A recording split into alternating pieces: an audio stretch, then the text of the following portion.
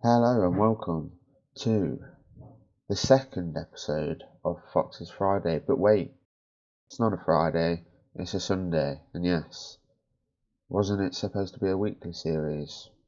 Yes, it was. But I was ill, and then I also thought if I'm doing it weekly, there's not going to be a lot to talk about. I don't want to keep these videos around 10 to 15 minutes long. So we're going to go with it.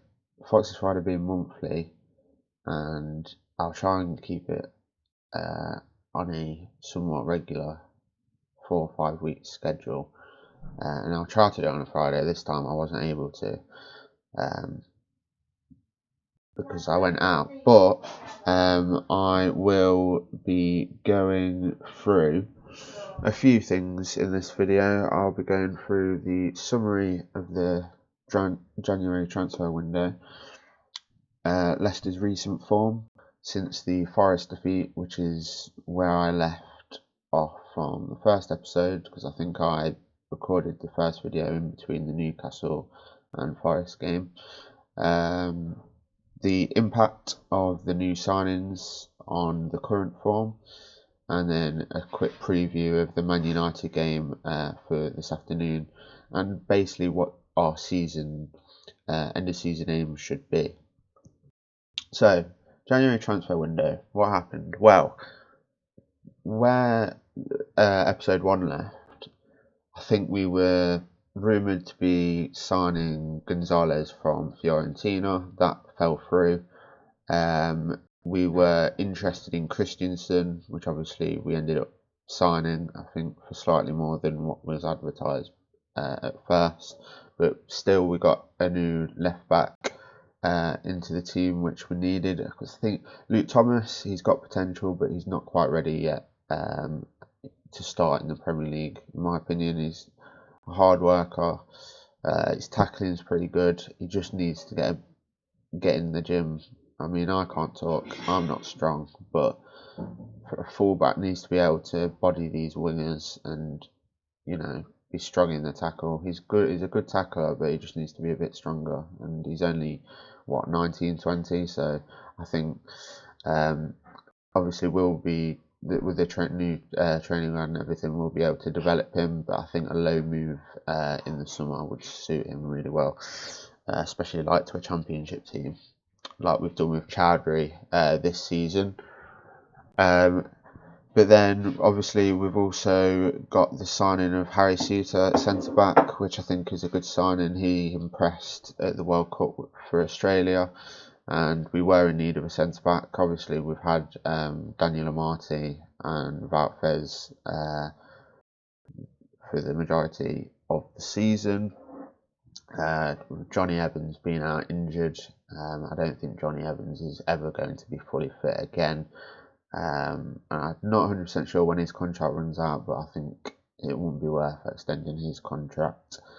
To be honest, obviously he's a good leader, but we need our leaders on the pitch playing week in, week out. We can't have them in the physio room eating up a load of wages.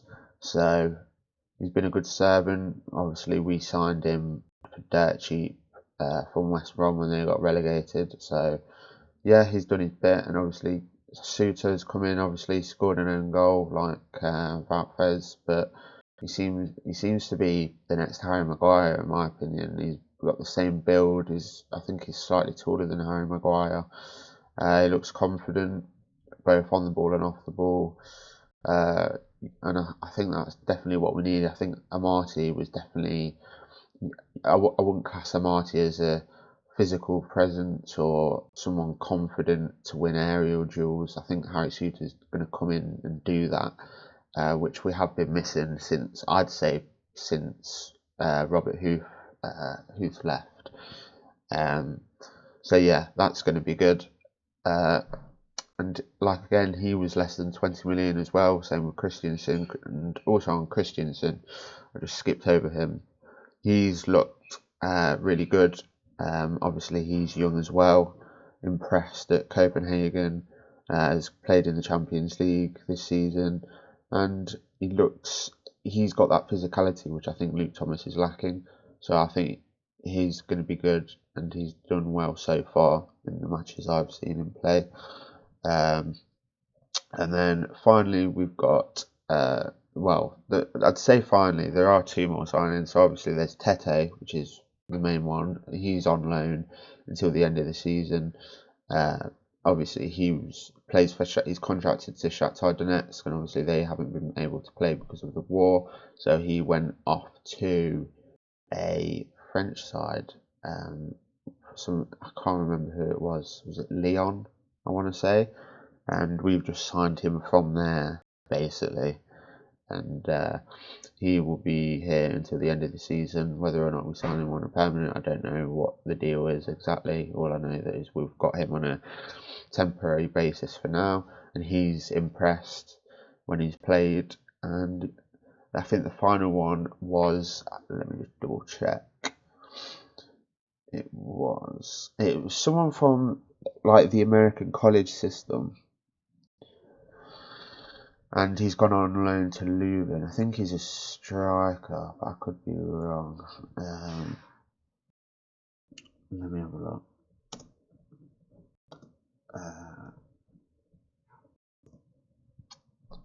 I will find out.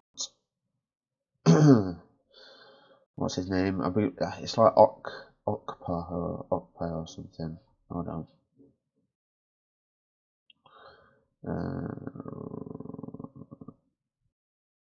Can I go by team? You should be able to go by team, shouldn't you? No? Why? Am I wrong? It was on a deadline day we signed him. It was a little bit before. I'm not going to find it. His name's like Okpa or something along those lines. Where the hell is it? Oh, no. Anyway, I don't know what experience he's got playing in America. Probably not a lot, which is why we've probably loaned him straight back out. But yeah, it's another positive signing. I think we signed him on a free or for not a lot of money. It was undisclosed. So yeah, I think it was a decent transfer window. I was only expecting probably one or two signings, but we managed to get 4 and 3 who are going to be starting week in, week out by the looks of it. And I'm impressed with those 3, other than the Suter and goal, which you can't really do much about. And yeah, so obviously we lost to Fires 2-0. We won't talk too much about that. We were poor that day. But the key thing is that we pushed on, and then we ended up, I think it was, so we drew 2-2 with Brighton. Could have gone either way. We could have won, we could have lost. It ended up as a draw, which I probably think was a fair result. So we'll take that against a solid Brighton side. And then it was the FA Cup away at Warsaw, where we struggled for a lot of the game to create any clear-cut chances, but then obviously Iheanacho came on and scored with that deflected shot. And then Aston Villa, I can remember saying this was a must-win, and it was a must-win. They took the lead early through Ollie Watkins, and then we equalised straight away with James Maddison, and then they went 2-1 up for a Harry Suter in goal, and we got 2 just before half time to make it 3-2, and then Dennis Pratt came on in the second half and finished the game off. It was a good performance by ourselves. I think it was probably the best I've seen us play this season. And then we go and top that against Tottenham. This was definitely the best performance of the season in my eyes. Iheanacho has been vital and really key to the way we play. Obviously, James Maddison being back as well. I think James Maddison and Iheanacho are our best attackers by far. And I know you'd probably say Maddison's a midfielder, but he's an attacking midfielder, and he creates so much, so positive, works hard for the team. Obviously, he captained us that day against Tottenham. And yeah, we're just really shining at the moment, especially with Iheanacho picking up assists and goals in every game he plays. It's really good to see. Tete looks good, and Barnes is finishing was really good as well. He should have had two. Obviously, one got ruled out incorrectly through VAR, but we move on. We still won the game 4-1. So yeah, the new signings have had a really good impact on the form recently, and I think we're going to continue with this good run of form. Like if you do, I can remember when I said Villa was a must-win, and then I don't see us picking up any points from Tottenham, Man U or Arsenal. We picked up 3 from Tottenham. Obviously, we're away at Old Trafford today at 2. I think we're going to get a draw. I think we're going to get something out of this game. I spoke to my dad and he thinks we'll probably win 2-1. I think it will be a 2-2 draw. There's always plenty of goals in Man U games like there is in games against Tottenham. And then we're going to go back to the King Power the week after to Arsenal, who have turned around their poor form really well with that win at Villa yesterday. And to be honest, being realistic, I don't see us getting anything. At the very most, I can see us getting a draw. But I think if we go to Old Trafford today and pick up a point, and then go to Arsenal and just perform well, not even if we don't get a point, even if we say like lose 1-0, lose 2-1, just show that we're being competitive against top of the league, and then we go into the Blackburn game in the cup, which we should be able to win. And then look, we've got Southampton who are struggling. Obviously, they got their win yesterday against Chelsea, and then we've got Chelsea at home, they're looking awful in attack, and I think that's definitely a winnable game. And then Brentford away, which is obviously going to be tough. But looking at the fixtures for the rest of this month in March, Man U, I reckon we could get a draw. Arsenal, probably not going to get anything, but we could get a draw. And then hopefully move into the round of 16 of the FA Cup after beating Blackburn. And then we've got Southampton away, Chelsea at home, and Brentford away. I think it's another important month. It's a key point of the season now. And if you look at our end of the season, look, we've got Liverpool, Fulham, Newcastle, West Ham, pretty tough games. So I think March is going to be very key to make sure we move up the table. We're looking better now than we were. We were around 15th, 16th before the 2 wins, and obviously we're just behind Forest. If we pick up a point today, we'll go above them on goal difference. So if we're looking here, we've got 16 games left. I think so. We've played 22 and we've got 24 points. In the next 16 games, I reckon we can easily get 24 points, if not beat that. So I think we should be aiming for around the 50-point mark, which usually, if you look at previous seasons, 50 points is going to get you in the top half. It should do anyway. If you're looking here, most of the time, obviously here it's 11th. Have another look at another year, 11th again. I reckon we should be aiming for 50 points.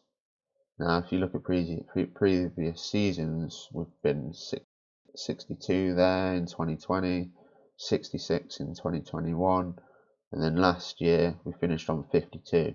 So because of how poor we started this season, I think if we finish on 50 points or above, I think it's something to build on for next season to then try and push for those European places again. But I think this season it's the start of a rebuild. I know Roger said in his most recent press conference that we've got quite a few players' contracts ending in the next 15 to 16 months.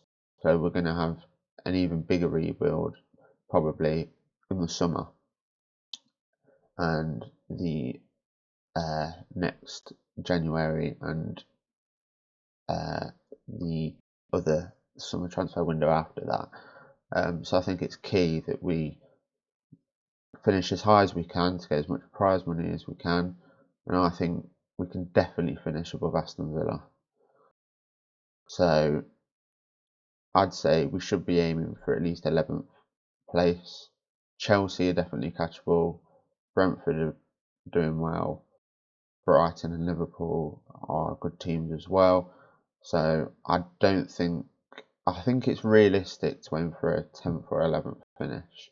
I think we could definitely finish above Aston Villa, and we could finish above Chelsea, depending on how their attack goes. So as you can see, they're struggling to score goals, and so are these teams around us. So yeah, I think that's my overview. That's going to be my Foxes Friday Sunday edition. I hope you enjoyed, and I'll speak to you in the next month or so. Goodbye.